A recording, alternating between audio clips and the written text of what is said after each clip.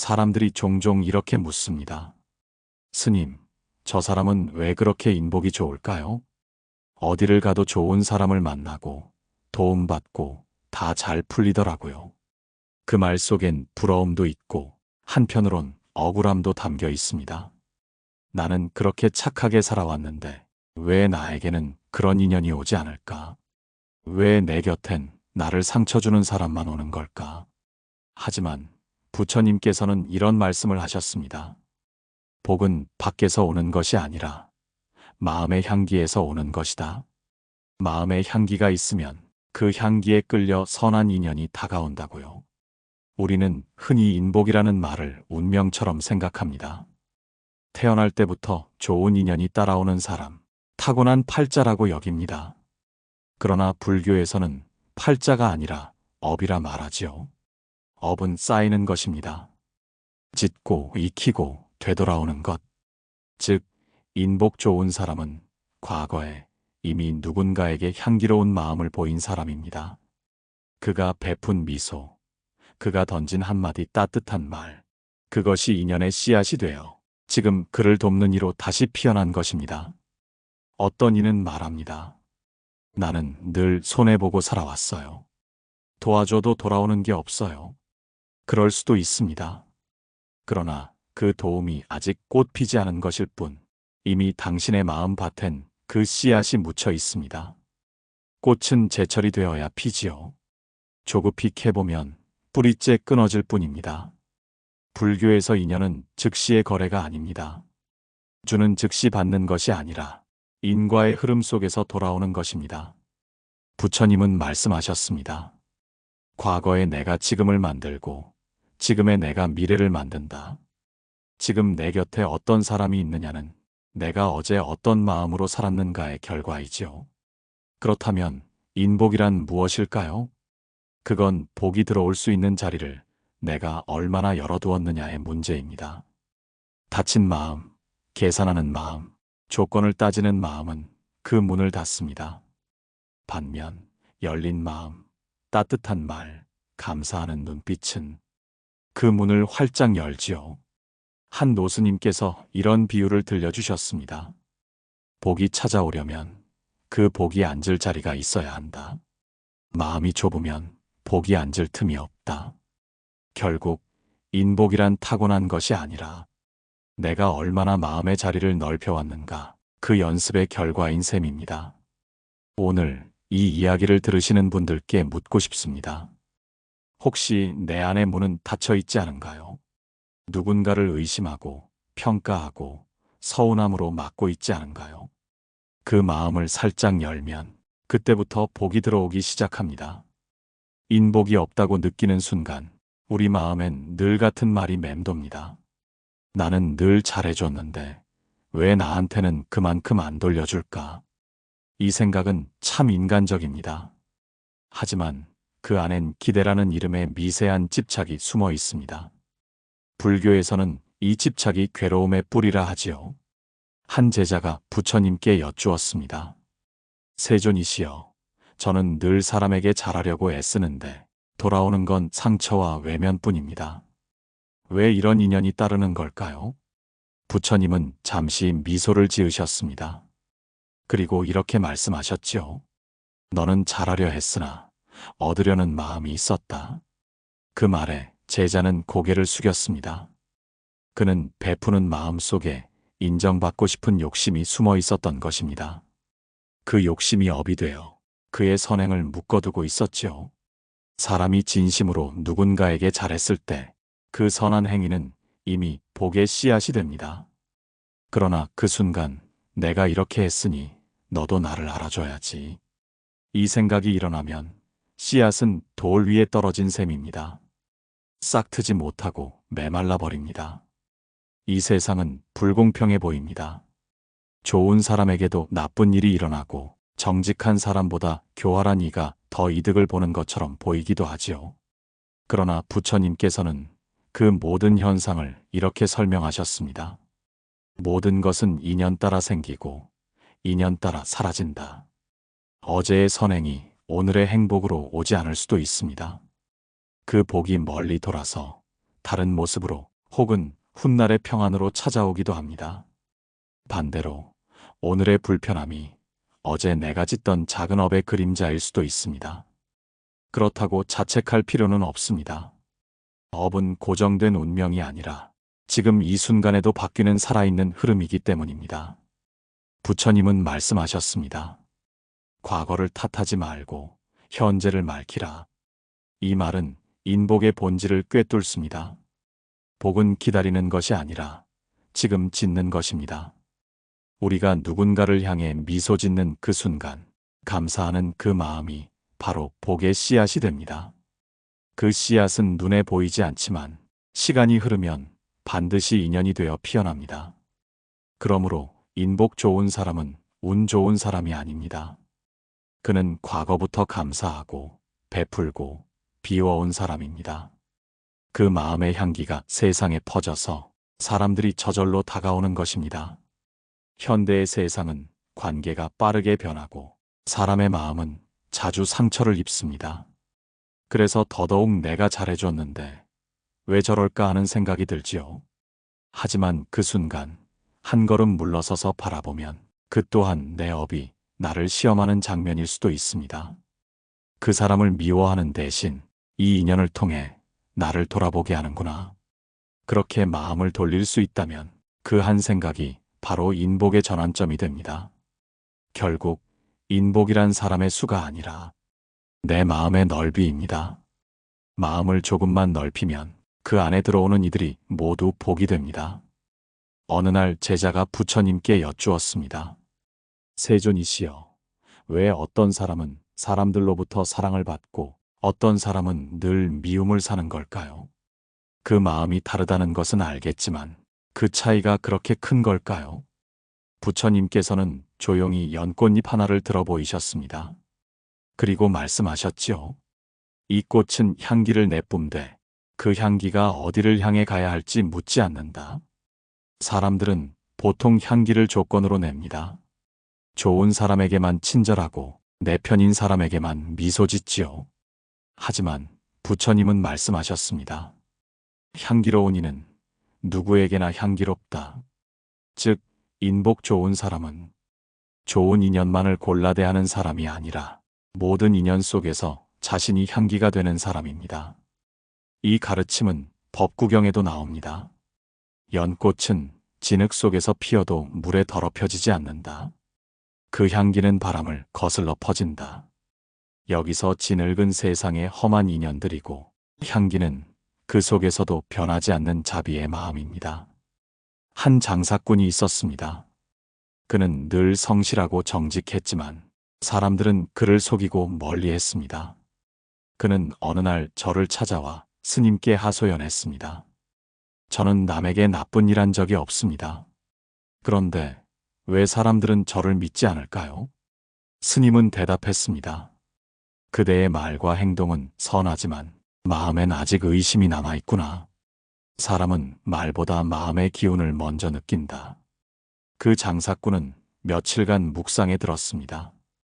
그리고 깨달았지요. 그는 늘 남들이 나를 이용하지 않을까 하는 불안을 안고 있었던 겁니다. 그 불안이 눈빛에, 말투에, 그리고 관계의 공기 속에 스며 있었던 것입니다. 이후 그는 믿음이라는 향기를 품기 시작했습니다. 누군가 값을 속여도 화를 내지 않았습니다. 오히려 그의 사정이 어려운가 보다 하고 이해하려 했습니다. 그의 가게엔 점점 손님이 늘었고 그를 도와주는 이가 많아졌습니다. 이 이야기는 단지 선행의 대가를 말하는 것이 아닙니다. 그가 바꾼 건 마음의 결이었습니다. 불안과 의심의 결에서 신뢰와 자비의 결로 바뀌자 그 결이 세상에 닿는 방식이 달라졌던 것이지요. 복이란 단지 눈에 보이는 보답이 아닙니다. 복이 있는 사람은 그가 있는 자리 자체가 평화롭습니다. 주변이 그를 따르고 그의 말이 위로가 되고 그의 미소가 사람을 편하게 합니다.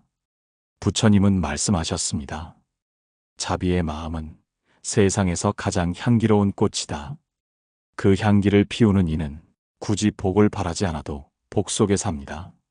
세상에는 사람의 수만큼 인연이 있습니다. 그러나 그 인연이 복이 되느냐, 상처가 되느냐는 내 마음의 향기에 달려 있습니다. 내가 향기를 내면 그 향기가 결국 나에게 돌아옵니다. 이것이 인복의 법칙입니다. 좋은 인연이 오기를 바라기보다 내가 좋은 인연이 되는 것. 그때부터 복은 찾아오는 것이 아니라 내 안에서 자라나는 것입니다. 세상에서 가장 가까운 인연은 가족입니다. 그러나 아이러니하게도 가장 많은 상처를 주고받는 곳도 바로 그 가족이지요. 한 신도가 부처님께 이런 고백을 했습니다. 세존이시여, 저는 남에게는 다정하게 대하지만 가족에게만은 화를 참지 못합니다.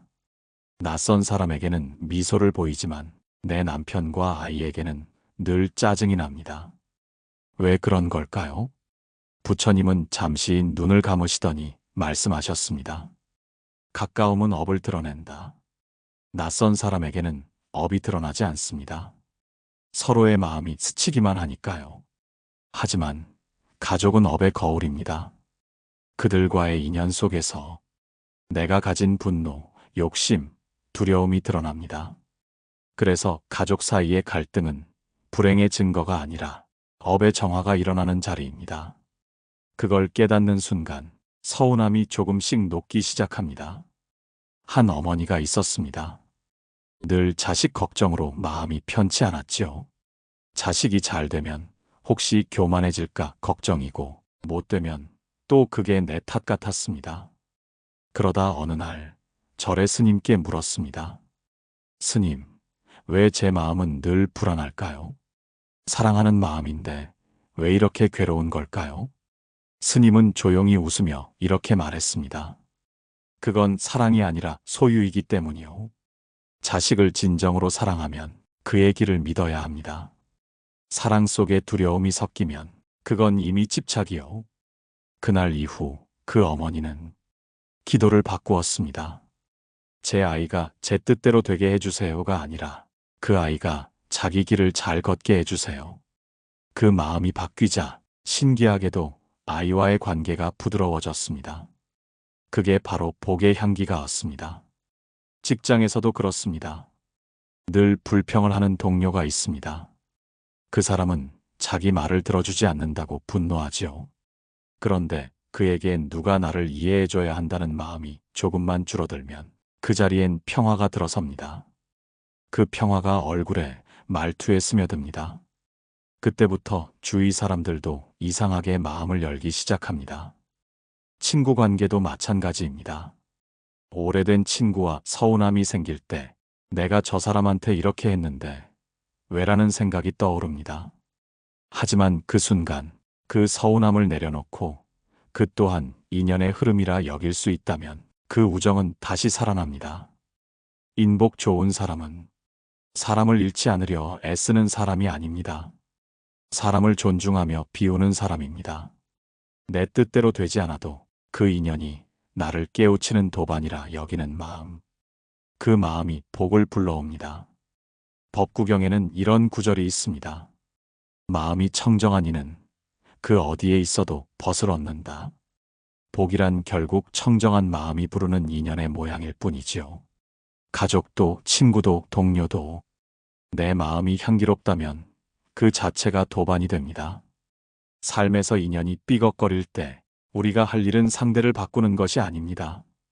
내 향기를 다시 피우는 일입니다. 그 향기가 퍼질 때 복이 조용히 내 곁으로 돌아옵니다. 복은 하늘에서 떨어지지 않습니다. 그건 마음밭에 씨를 뿌리고 물을 주고 기다리는 일이지요. 그래서 부처님은 말씀하셨습니다. 복은 남이 주는 것이 아니라 내가 닦은 마음의 그림자다. 인복을 짓는 수행의 첫걸음은 관찰입니다. 누군가를 만나기 전에 내 마음을 먼저 관찰하는 겁니다. 지금 나는 어떤 마음으로 그를 보고 있는가? 내가 진심으로 그를 이해하려 하는가? 아니면 판단하려 하는가? 이 한 걸음의 자각이 인연을 바꿉니다. 왜냐하면 사람은 눈에 보이는 말보다 마음의 파동을 먼저 느끼기 때문입니다. 자비의 마음은 그 자체로 복을 부르는 향기입니다. 그 향기를 피우려면 크게 세 가지 수행이 필요합니다. 첫째, 감사 수행. 감사는 복의 문을 여는 열쇠입니다. 불만이 많을수록 복은 멀어지고 감사할수록 복은 가까워집니다. 하루를 마칠 때 오늘 나에게 인연으로 온 사람 중 한 사람이라도 떠올리며 고맙습니다 하고 마음속으로 말해보세요. 그 한마디가 마음의 향기를 바꿉니다. 둘째, 관용 수행. 인복이 많은 사람은 절대 기억을 오래 끌지 않습니다. 그는 누가 실수해도 금세 잊습니다. 그 이유는 그 또한 나와 같은 중생이다라는 통찰을 잊지 않기 때문입니다. 남의 허물을 품는 순간 그 마음이 복을 낳는 그릇이 됩니다. 셋째, 무심수행. 무심은 관심이 없다는 뜻이 아닙니다. 얽매이지 않는다는 뜻이지요. 누가 나를 칭찬하든 비난하든 그에 따라 마음이 흔들리지 않게 연습하는 겁니다. 그 마음이 깊어질수록 복은 더 안정적으로 머뭅니다. 한 노스님은 제자들에게 이런 법문을 자주 하셨습니다. 사람의 복은 얼마나 많은 일을 했느냐보다 얼마나 맑은 마음으로 했느냐에 달려있다. 실제로 수행의 길을 오래 걸은 스님들은 늘 같은 얼굴을 하고 있습니다. 기쁨도 슬픔도 다 받아들이는 고요한 얼굴. 그 얼굴이 바로 복이 머무는 자리입니다. 세상은 우리가 통제할 수 없는 일들로 가득하지만 복의 문은 언제나 내 안에 열려 있습니다. 누군가에게 따뜻한 말 한마디를 건네는 그 순간 그 복은 이미 지어졌습니다. 법구경에는 이런 구절이 있습니다. 지극한 마음으로 베푼 이는 비록 작은 일이라도 큰 복을 얻는다. 우리가 누군가에게 미소를 짓는 그 작은 순간 그것이 바로 복의 씨앗이 되는 것이죠. 인복은 노력으로만 오는 것이 아닙니다. 그건 마음의 연습으로 만들어집니다. 남이 내게 어떻게 하느냐보다 내가 그에게 어떻게 대하느냐를 살피는 것. 그때 복은 스스로 방향을 찾습니다. 복은 기다리는 것이 아닙니다. 복은 피어오르는 것입니다. 내 안의 향기가 맑아질수록 그 향기에 이끌려 좋은 인연이 다가옵니다. 복을 구하는 마음조차 그 끝에는 집착이 자리 잡고 있습니다. 복을 지으면 복이 온다. 그 말은 진실이지만 그 말에 매달리는 순간 복은 이미 멀어집니다. 부처님께서는 어느 날 제자들에게 이렇게 말씀하셨습니다. 복을 짓되 복을 의지하지 말라. 선업을 닦되 그 선업에 머물지 말라. 제자 아난이 물었습니다.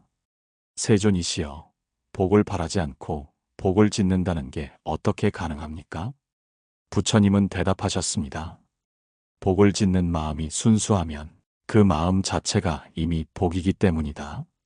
이 말씀은 깊은 통찰을 품고 있습니다. 우리는 늘 결과를 바라고 선을 행합니다. 좋은 인연이 오기를, 인정받기를, 사랑받기를 바라지요. 하지만 불교의 길은 결과가 아니라 상태의 길입니다. 지금 이 순간 내 마음이 청정하면 그 자체가 이미 복의 완성입니다. 인복이 많은 사람은 사람을 얻으려 하지 않습니다. 그는 단지 사람을 따뜻히 대할 뿐입니다. 그 따뜻함이 인연을 부르고 그 인연이 다시 복을 낳는 것이죠. 세상은 덧없습니다. 오늘 함께 웃던 사람도 내일은 떠나고 오랜 인연도 어느 날은 끝이 납니다. 그러나 부처님은 그 덧없음을 슬퍼하지 않으셨습니다. 오히려 그 안에서 무상의 법을 보셨지요. 무상함을 아는 자는 집착을 버린다. 복도 인연도 머물지 않습니다. 그러므로 진정한 복은 머무름이 아니라 흐름입니다. 그 흐름을 막지 않는 마음이 바로 지혜입니다. 한 수행자가 있었습니다. 그는 평생 사람들에게 베풀고 살았지만 늘 마음이 허전했습니다. 나는 이렇게 도우며 사는데 왜 내 마음은 늘 외로울까? 그는 어느 날 스승에게 물었습니다. 스승님, 저는 복을 지었지만 평안하지 않습니다. 스승은 조용히 답했습니다. 그대는 복을 지었으나 아직 나의 복을 짓고 있구나. 그 순간 수행자는 깊이 깨달았습니다.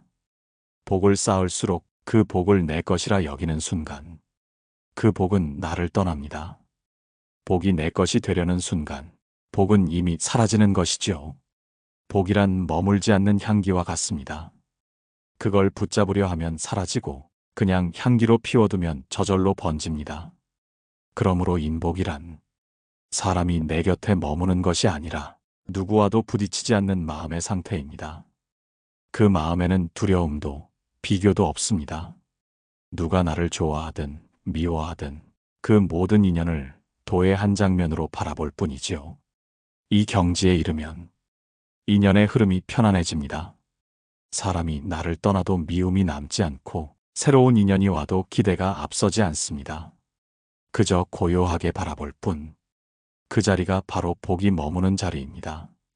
이때의 복은 받는 복이 아닙니다. 있는 복입니다. 내가 따로 짓지 않아도 마음이 청정한 자리에선 모든 인연이 복으로 변합니다. 이것이 부처님께서 말씀하신 복의 마지막 자리, 무복의 복입니다. 복을 바라지 않아도 이미 복된 상태. 그 고요 속에서 인연은 자연히 맑아지고 삶은 더 이상 복을 구하지 않아도 평화로워집니다. 모든 인연은 물과 같습니다. 머물면 썩고 흐르면 맑아집니다. 복 또한 그렇습니다. 그걸 붙잡으려는 순간 탁해지고 그냥 흘러가게 두면 향기로 남습니다. 부처님께서는 말씀하셨습니다. 인연을 다스리려 하지 말고 인연을 알아차리라. 그 말은 곧 복을 쫓지 말고 복을 느끼라는 뜻입니다. 복은 멀리 있지 않습니다. 지금 이 순간 숨 쉬는 일상 속에 이미 그 복이 깃들어 있습니다. 어떤 이는 평생 좋은 사람을 만나려 애쓰지만 정작 자기 마음은 늘 닫혀 있습니다. 다른 이는 특별한 인연이 없어도 그의 곁에선 늘 평안이 피어납니다. 그 차이는 하나입니다. 그 마음이 열려 있느냐, 닫혀 있느냐. 인복이란 결국 열린 마음이 만든 평화입니다. 그 마음은 세 가지 길에서 자랍니다. 첫째, 비판보다 이해를 택할 때. 둘째, 서운함보다 감사로 돌아설 때. 셋째, 있는 대신 비워낼 때. 우리가 누군가에게 준 미소, 용서, 따뜻한 말 한마디는 결코 사라지지 않습니다. 그건 업의 강물 속에서 돌고 돌아 다시 우리 곁으로 옵니다. 그때의 모습은 다르더라도 그 향기는 변하지 않습니다. 복을 짓는다는 건 거창한 선행을 의미하지 않습니다. 때로는 말 한마디를 삼키는 일, 화를 내지 않는 일, 그 작은 인내 하나가 큰 복을 부릅니다. 법구경에 이런 말이 있습니다. 작은 등불 하나가 어둠을 몰아내듯 작은 선행 하나가 큰 복을 이룬다. 우리의 일상은 등불 하나를 켤 기회로 가득합니다. 그걸 알아차리는 자만이 복된 사람이지요. 이제 우리는 알게 됩니다. 인복 좋은 사람은 타고난 운을 가진 이가 아닙니다. 그는 오늘도 누군가를 이해하고 감사하고 용서하는 사람입니다. 그가 짓는 복은 소리 없이 향기처럼 퍼집니다. 그리고 그 향기는 언제나 자기 자신에게 먼저 닿습니다. 그 향기를 맡은 마음이 고요해지고 그 고요가 곧 평화가 됩니다. 그러니 이제는 복을 구하지 마십시오. 그저 향기를 내십시오. 그 향기가 곧 당신의 인복이 될 것입니다. 오늘 당신의 마음이 한결 따뜻해졌다면 그것이 이미 복입니다. 이 복이 당신의 하루를 맑게 비추길 바랍니다. 감사합니다. 고요한 울림이었습니다.